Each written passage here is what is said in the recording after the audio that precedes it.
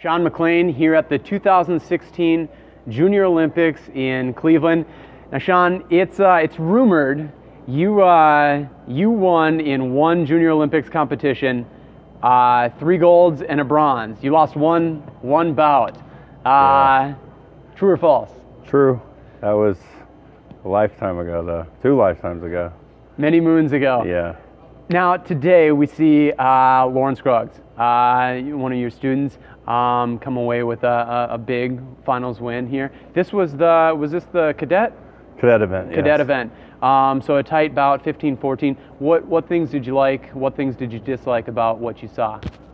I liked that she was able to kind of collect herself after giving up the lead. I think she was ahead 12-6, and then it ended up being 12-12 at the break, and she was clearly kind of panicking a little bit.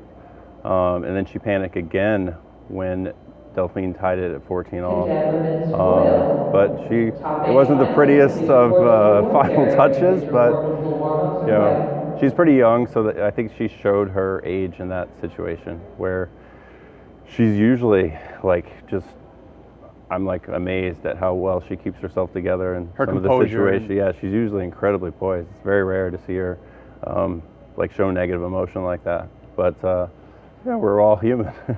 And you talk about that composure. I definitely agree. She had a huge Summer Nationals last year.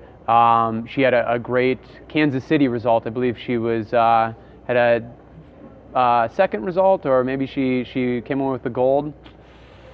To be honest with you, I don't remember. Anyway, a top NAC result. I tend to focus more on what decisions she makes and who she loses against than the final place.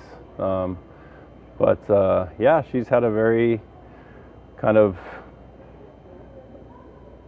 free way. She's been blessed to have success early and have that continue. It's been kind of an unbroken chain of success, which is great, but sometimes you worry that that's bad because at some point you're going to come up against a wall and you're not going to do as well, and then it's how you deal with that really makes you as a fencer.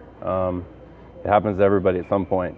Sometimes it happens when you're 12, sometimes it doesn't happen till you're 18 or 19, but at some point it's not going to be smooth sailing all the time. So I hope she deals with that. I think she'll be able to, but it certainly allowed her to identify herself as a fencer, which I think is important to becoming someone that can do well at these national events. You have to identify yourself as a fencer.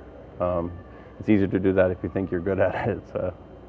Now you yourself, talking about focusing more on her fencing than the results. You yourself were a pretty aggressive offensive fencer. In that bout, Lauren was looked kind of conservative. A lot of parries, but nothing really on the attack, or not as much. Is that something that you guys work on, or she's playing with right now, or is that just her style?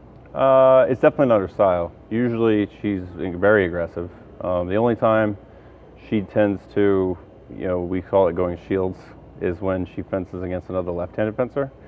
And that's just because I just very rarely give her any lessons left-handed. And every time we come to one of these things and she's fencing a lefty and she looks so uncoordinated, I'm like, God, I got to start giving her more left-handed lessons. So we usually have to kind of take it to the streets a little bit against another left-handed opponent, no matter who they are. Doesn't matter. They could be fencing for a year and we have trouble with them. But a big part of fencing is not letting the other person do what they want to do. So in that match, her opponent, Delphine DeVore, she wasn't really trying to attack her. She would come forward and attack short on purpose.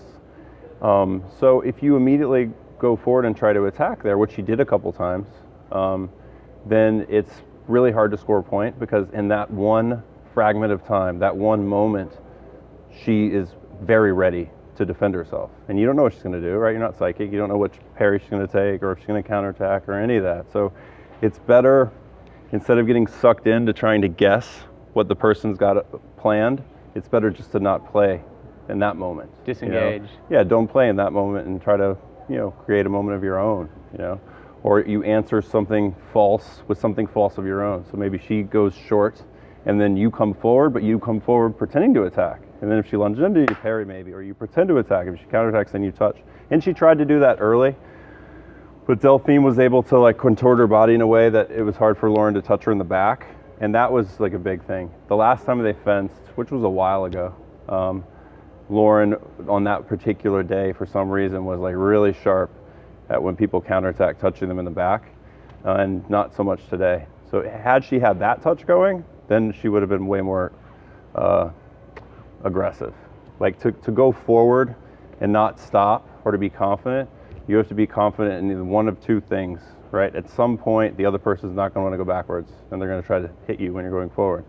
So you either have to be super confident that when they break and counterattack, that you can touch them, or that when they break and counterattack, that you can parry and turn a light on. And unfortunately, in this match, we were comfortable either like situation, so she had to, you know, kind of like take her time, and just find one moment to attack her. So, in that way, you're hoping that, all right, if I don't go every single time, then maybe she'll start to like not be as ready, and then I can find a moment that I can surprise her. But it wasn't a great bout.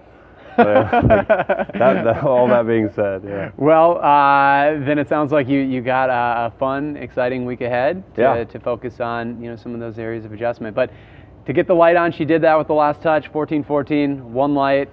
Yeah. Nice way to close out the bout. She's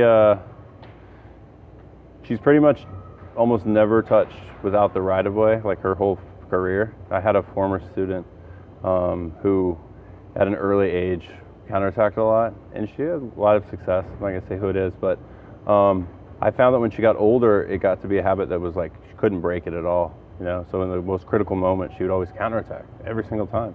We never had the right-of-way, and Lauren has basically never counterattacked. And yeah, at some point, just start dipping into that well, you know, because then people start realizing, wait a minute, she's never going to counterattack. So then they start coming forward like with their blade where you can't parry it, and they get really, really close to you. So just recently, in the last couple of weeks, we've kind of worked on her being able to counterattack a little bit. And if she didn't have that ability today, she probably would have won. I think every time she counterattacked, she scored a point this time. Awesome. But typically, she doesn't do that.